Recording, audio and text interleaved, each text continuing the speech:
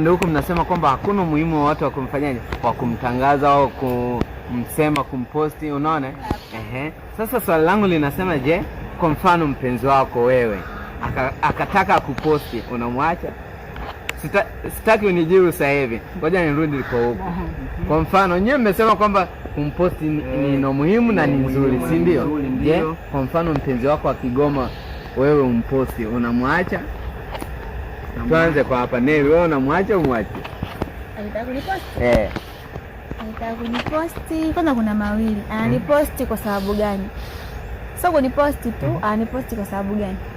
Sababu zinaweza kuwa nyingi bana. Maybe kuna siku ya Valentine Day anataka kuposti, au mmeenda vacation nini anataka kuposti hivyo. Yaani mambo ni mengi. Sikia kwanza hapo nje.